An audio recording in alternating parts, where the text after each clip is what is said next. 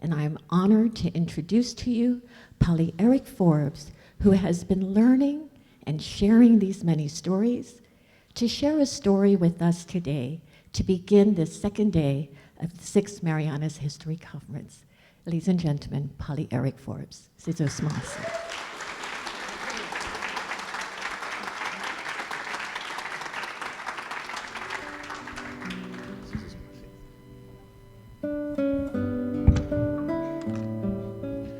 Buenas Zanofade. Who necesita estanza, who necesita idos na kanayo para by cuentos.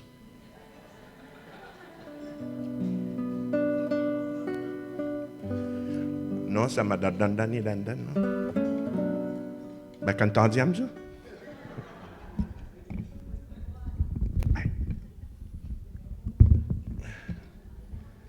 Tipad gonyes, di. Do we have a stand? Yeah, can you fix this for me, please? Tibali Zoku degree. That's the wrong one.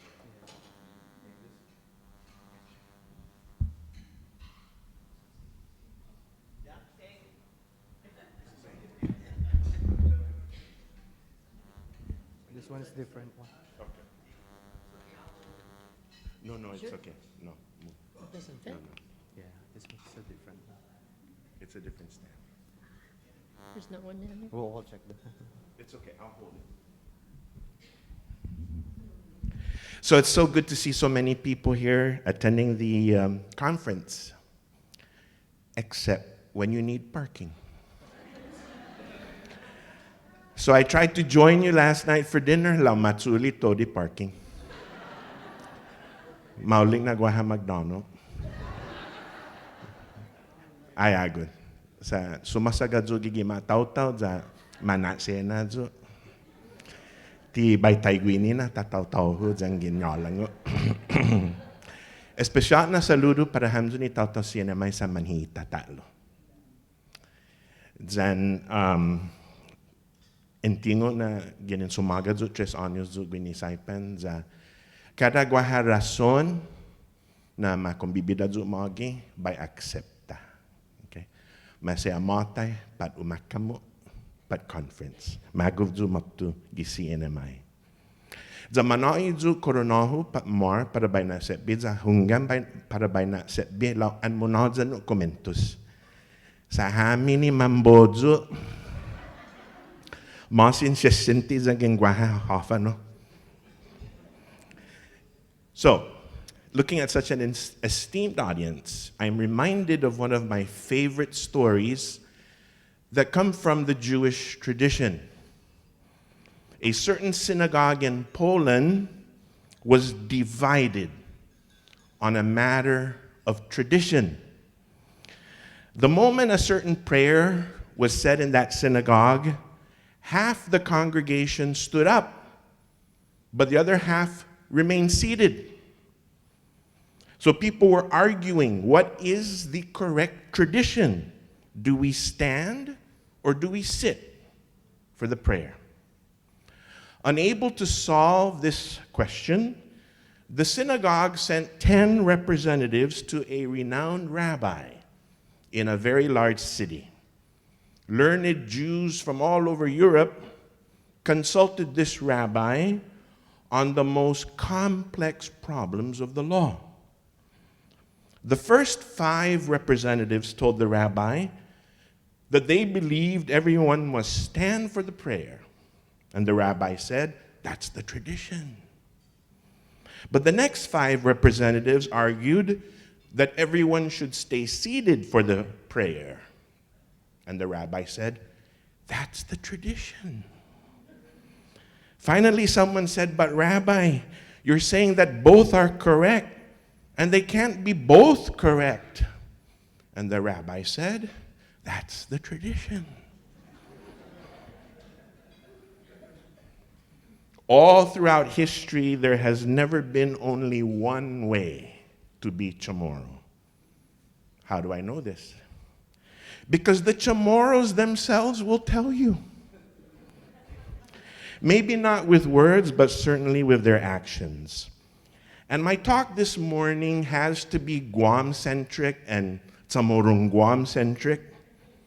And it can't be otherwise because I can only talk about what I know from experience. Although I am very sensitive to being as Marianas-centric as possible because I've served here before, and I have many experiences in Tinian and Luta as well.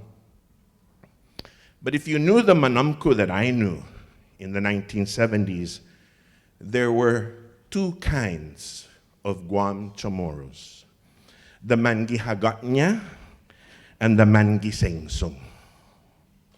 One day in the 1970s, I was maybe 16 or 17 years old. I was on my way out the door, and my mother asked, "Where are you going?" And I told her I was going with a friend, he was the driver, to a certain village in the south. And my mother, who was born in 1928, said to me, "Be careful in that village. Just drive through that village, don't stop." So this is my Hagatnya-born mother from 1928, seeing Guam as only two things: Hagatnya, safe; outside Hagatnya, danger.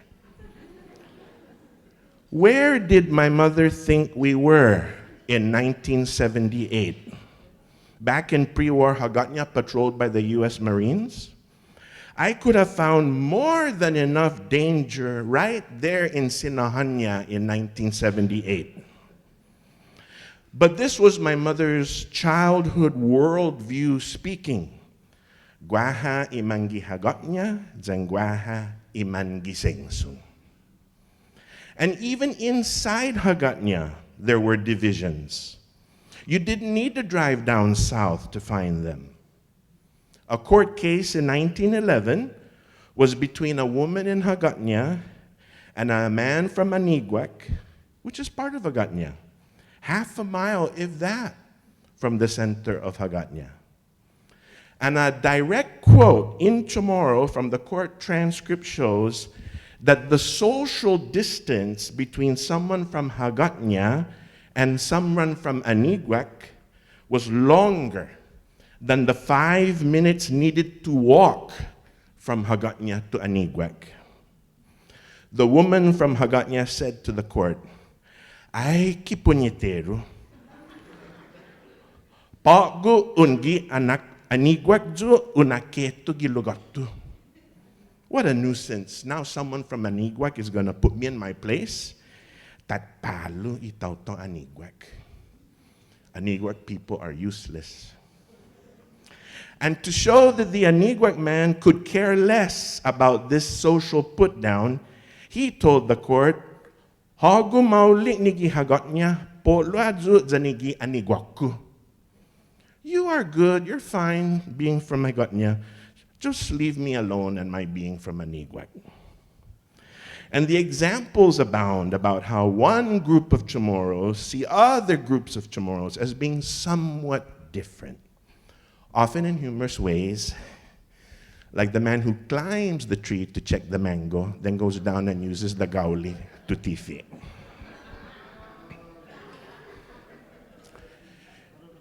Differences in vocabulary, tamung in luta for donkulu.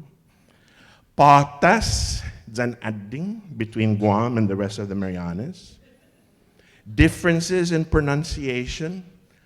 Pago dyan pogo is an instant way of identifying somebody's island. And differences in intonation.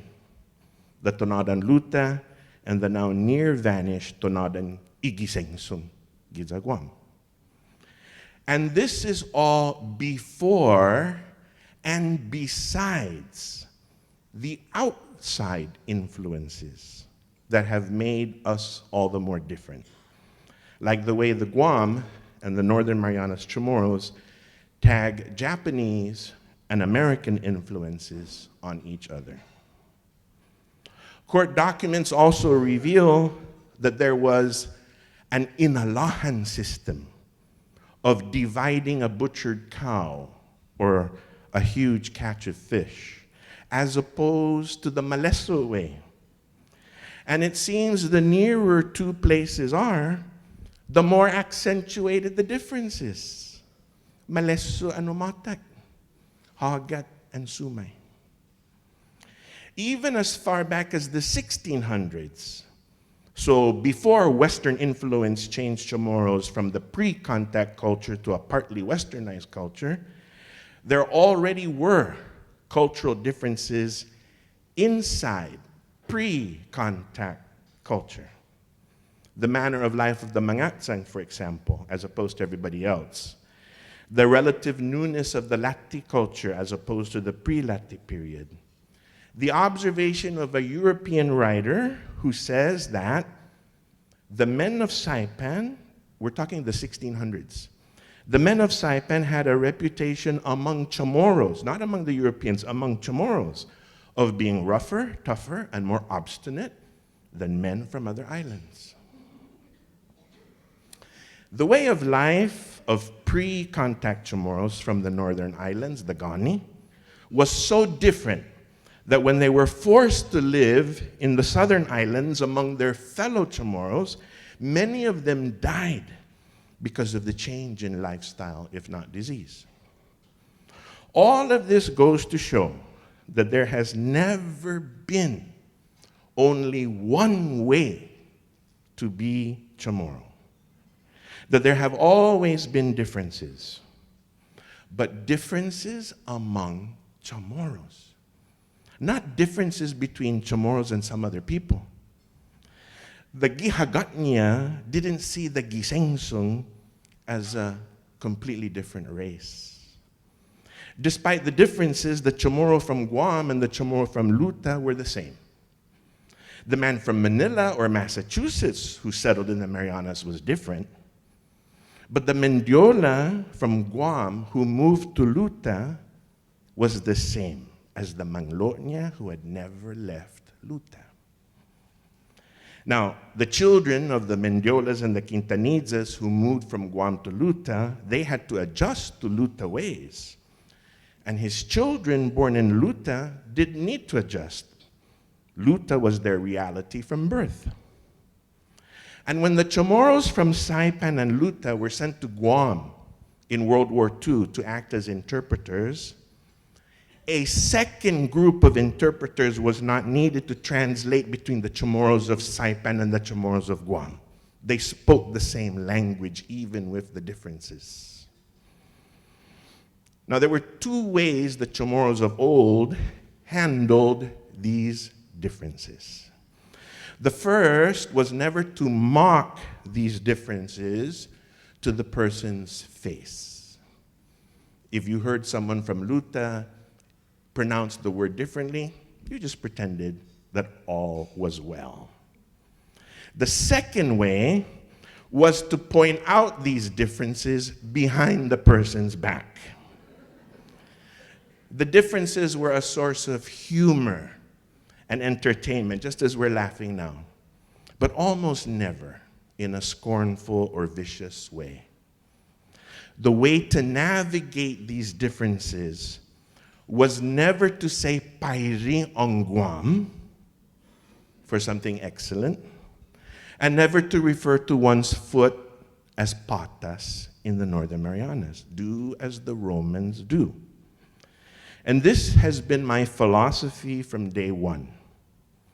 And it doesn't take a lot of mental energy to switch from Labadot on Guam to Nangasi in Saipan. It doesn't take a lot of effort to switch from Latidza on Guam to Lantidzas in Saipan. Because if I'm in the mood for Latidza, I'll never get it if I ask for Latidza here. I have to switch to Lantidzas. Do as the Romans do. And I actually go a step further and celebrate, not merely observe, these differences. And I hope these differences last, because these differences add color and flavor to our common Chamorro experience. To hear a 14-year-old girl from Luta speak in the tonada is beautiful to my ears. And I want to repeat a statement I just made. These differences add color and flavor to our common Chamorro experience. Because it seems to me that our common Chamorro experience is becoming less common more and more. And the ironic thing is that our common Chamorro experience is becoming more fractured the more people attempt nowadays to preserve and promote the Chamorro experience. What do I mean? In simpler and more direct language, the different ways of being Chamorro are multiplying every day. So that today we don't just have a Gihagatnya way versus a Gisengsun way, more than just a Costumbrin Guam versus Costumbrin CNMI. Over the last 30 or 40 years, the different ways of being Chamorro, speaking Chamorro, acting in the name of being Chamorro, have multiplied far beyond the 5 or 6 different ways from earlier times. And the reason why this is so is because individuals in today's modern age believe it is their prerogative to decide for themselves what being Chamorro is and what the Chamorro language is for them. Differences among Chamorros in the past tended to be group changes. The start of those group changes was in part influences from other groups. So America, as a cultural unit, influencing change in Chamorros as a group, or the Japanese or the Spanish influence. One group being agents of change on another group. I remember vividly my eureka moment in trying to figure out why all my Tanores, or altar boys here in San Roque, Saipan, spoke Chamorro exclusively among themselves if they were 12 and older. These boys, 12 and older, only spoke Chamorro among themselves, while the boys 11 and under exclusively spoke English among themselves. So I'm looking at the room, and the 12-year-olds and up are here, and the 11-year-olds and up are there, Chamorro English. I'm looking at this before Mass, and I'm trying to figure out why. Then I connected the dots. What year did cable TV come to Saipan? 1981. In 1991, when I first moved to Saipan, the English-speaking Chamorro altar boys under 12 would have been born in 1981, the year Saipan Cable came. The connection, I believe, was clear to see. The older altar boys didn't have any TV at all when they were growing up. Cable TV was the only TV that Saipan had at the time, and that began only in 1981. Prior to that, there wasn't a big enough English-speaking group to change the older boys. Oh, sure, they had a teacher here, a teacher there, but one teacher is not, you can't compare that to a huge English-speaking group, even if it's just on the TV. But once my 10-year-old altar boys could sit in front of a TV all day long after school and absorb nothing but English, and I think this is key, in its most entertaining way for these boys, with superheroes and funny cartoons and MTV music.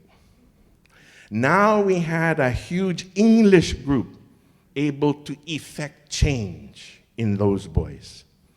even if the massive English group existed only on a TV screen.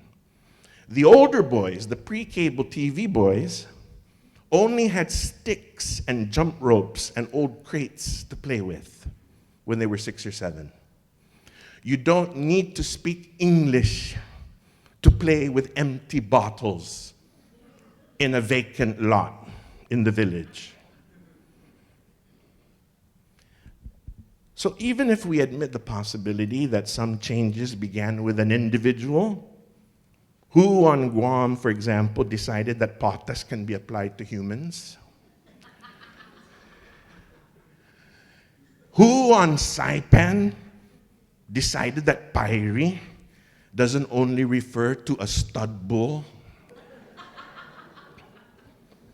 I'd like to meet these people, maybe in purgatory. In time, an individual's personal choice became accepted by the entire group. Every Chamorro in Guam, for example, now says patas without laughing, and every Chamorro speaker in the Sinajaña now says Pairi without blushing.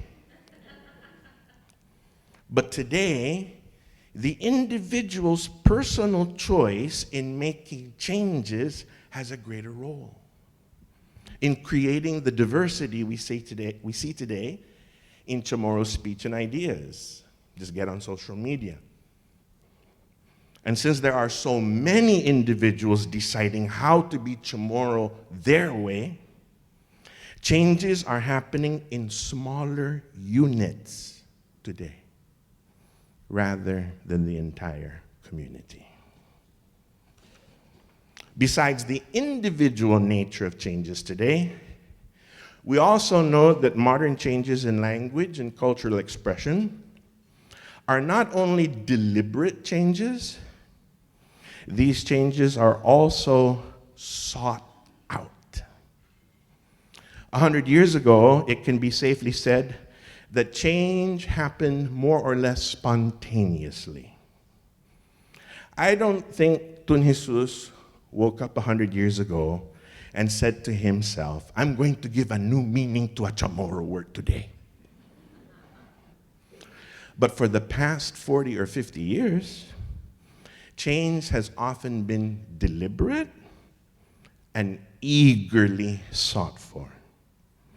Academic and government bodies who believe their role is to improve the language in terms of orthography by deciding what words can have new meanings. Every time I arrive at the Guam airport, I'm confronted with this reality when I look at the Chamorro version of odd-sized baggage. Some government official decided to put that into Chamorro. Nonis minedung maleta. So as we're waiting for an eternity for our bags to come out, I'm looking at the wall, trying to figure this out. And I would ask my grandmother,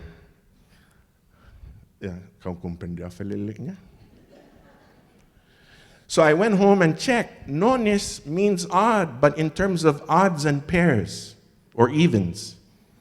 Nonis and pares. So 1, 3, and 5 are nonis. 2 and 4 are pares.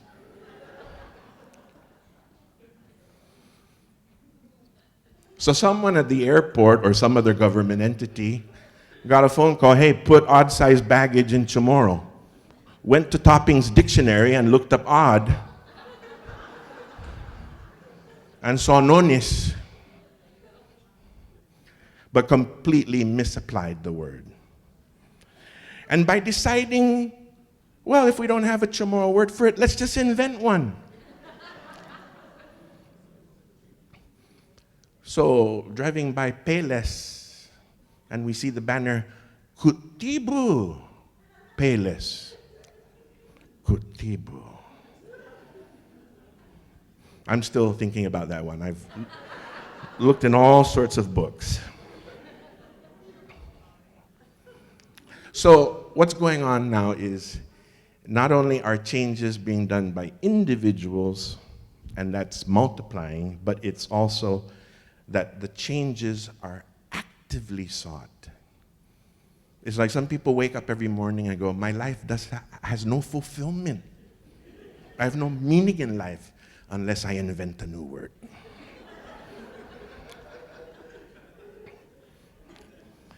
And then there's the individual who combines the initial information with an abundance of self-confidence. That I can say we have no shortage of in our cultural movement. Boo la self-confidence. So they may learn 100 words in the first semester, but have the confidence to use those words in ways that grandma would never use them. And this is a major element in today's Chamorro Renaissance, as it is termed. There is a disconnect between what's happening today and grandma's generation. Grandma's resources are not being passed down to many in the 2 generations below her.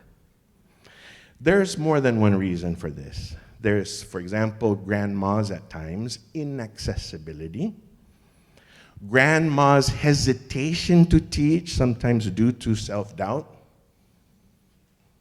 Grandma, sa hafa, este sa hafa. Ekwa tutungo, fai sinsiyaji.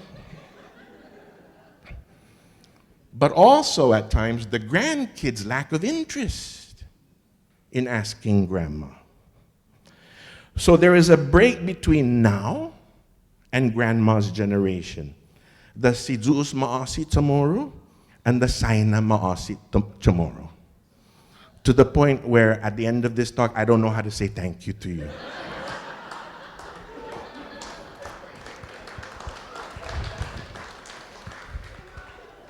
If I say both, I'm going to upset both groups. The Buenos Dias Chamorro and the Marianas Sijuus Chamorro. Which is an interesting ditching of and rescuing of the word Zeus, both happening at the same time. But the now that has severed ties with grandma's generation isn't moving in one block towards one destination, but rather to a plethora of expressions, differing with each other all the more. Because if it is up to me, or me and my similar-minded associates, what the word means, what the word should be, how to phrase it in Chamorro, then the possibilities are as numerous as there are individuals. So on the one hand, we have change driven by groups of people with public mandates, whose role it is to be academic or official teachers and experts. And on the other hand, we have change driven by individuals who are seeking what they think they don't have yet. So they need to go out and seek it. Even if by seeking it, they allow themselves to create what they are seeking. The need to have is so compelling that if I need to make it, I'll make it, as long as I get what I'm looking for. We cannot avoid living in the times in which we live, and the heightened individual note in modern cultural change could be indicative of the modern American era and ambiance in which we live, where the individual has much more autonomy than they did in past generations. The way in which we oppose the milieu reveals just how much a part of the milieu we are. And the Chamorro response to all these new and widely varying differences, the same as the old response. Obliged to their faces, murmur behind their backs. Years ago, I remember sitting next to next to 3 or 4 older ladies, all in their 70s and 80s, and this was in the 1990s, so imagine these ladies were born 1910, 1920. Only Chamorro was spoken at that table, and then the entertainment began. And out came what was termed Chamorro cultural dancers. And when the performance was over, all 3 or 4 Chamorro older ladies clapped their hands just as everybody else did. But one of them turned to me and said, "Pali, hafa na daga na talili. Why are we only seeing rear ends?" This was a clear example of a cultural and generational break between the manamko and younger Chamorros portraying something the older ladies could not identify with. The only thing they got was the scanty clothing of the male dancers.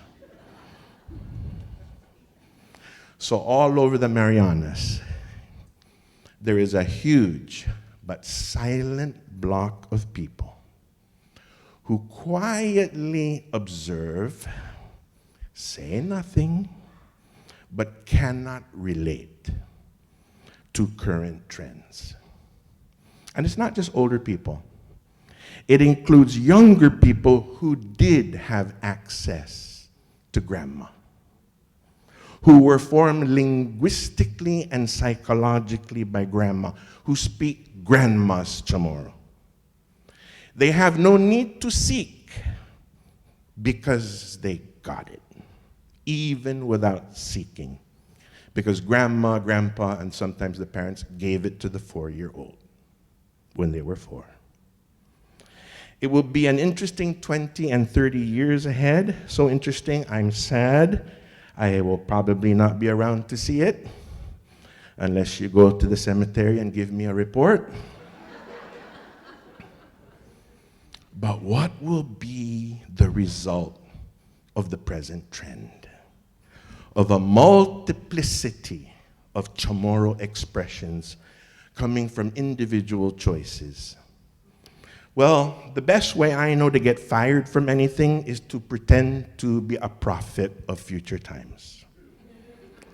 And the safest forecast I can see, and I'll be long gone before I can get fired as a bad forecaster, is that there will always be 3 groups. There will always be one group of Chamorros of whatever size it may turn out to be, formed in the kusina, not in the classroom, not in front of a screen, formed in the kusina by their families, by the elders, speaking the grandma's Chamorro. And many of these in this group will not be heard because they don't, most of them, participate in the public forum. It's the kusina, maybe the church. But we won't hear from them unless you're in the kusina. And then you say, "Oh, we speak the same Chamorro." There will always be another group, the group of Chamorros who got very little, sometimes absolutely nothing at all, in terms of language, from their families, and don't see it as a situation that needs changing. And then finally, there will always be another group of Chamorros who get the building blocks of Chamorro from the past, but are creative and innovative with them, using their imagination and borrowing from other sources, creating the ever new, the ever different, newer and different even among themselves. And many of these will be heard, since activism is part and parcel of their cultural discovery. Perhaps it is unhistorical of me to venture into speculations about the future. But one of the disappointments I have with those who came before us in the past is that they didn't describe in documented form what they saw happening in their times long ago. as things were happening, to explain to us who came after them why things happened the way they did. Perhaps if in the dustbin of history, someone comes across this speaker's own perspective, flawed and incomplete as it is, it may provide one of many pieces to the puzzle 100 years from now. Have a great day.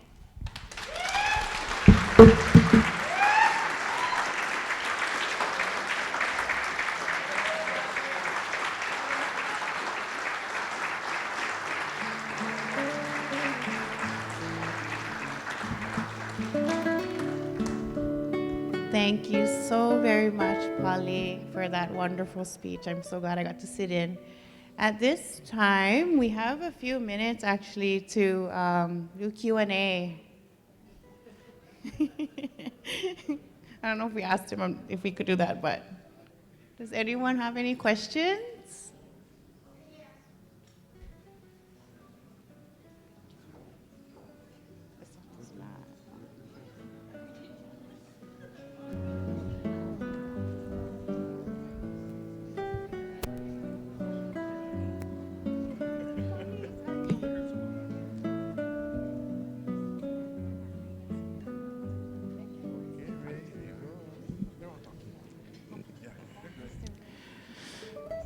Buenos dias, dyan manana si Zeus, Påle.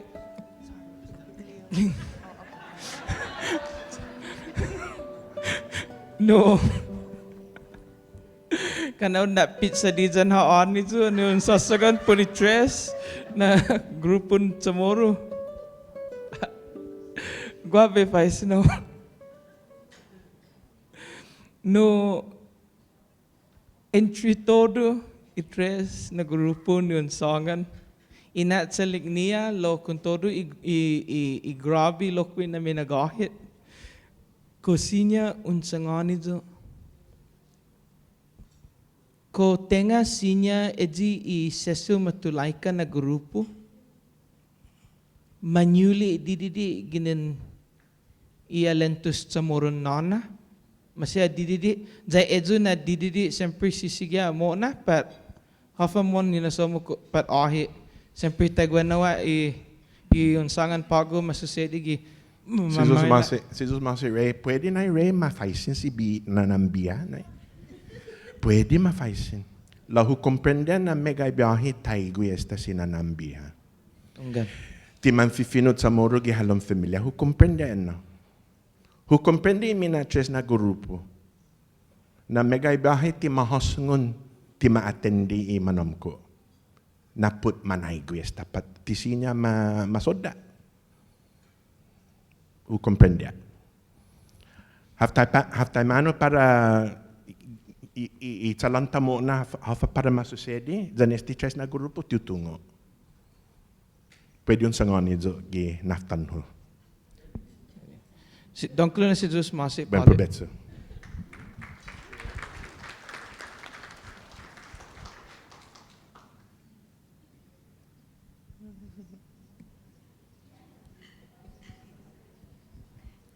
Okay, if we don't have any more questions, we can go ahead and break out into your first session of the day.